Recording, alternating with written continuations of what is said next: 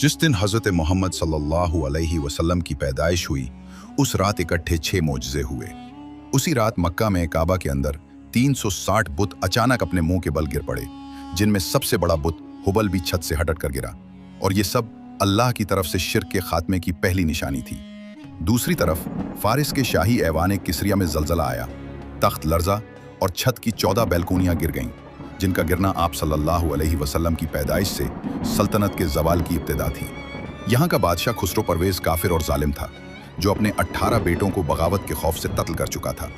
तीसरा मोजज़ा ये था कि ईरान की हजारों साल पुरानी सावा झील का सारा पानी रातों रात जमीन में जज्ब होकर मुकम्मल सूख गया, जो फारसी सल्तनत की दौलत और ताकत की अलामत थी। चौथा मोजज़ा ये था कि ईरान के बड़े मंदिर में एक खास आग जो 1000 साल से लगातार जल रही थी, अचानक बगैर पानी या हवा के बुझ गई। ये आग परस्तों की इबादत थी और इसका बुझना उनके मजहब के खात्मे की निशानी थी। पांचवा मोजज़ा ये था, आसमान से चमकदार नूर बरसा और फरिश्ते जमीन पर उतरे। ये नूर मक्का से शाम तक फैला और फरिश्तों ने हजरत आमना बिनते वहब रजी अल्लाह अन्हा के घर को घेर लिया।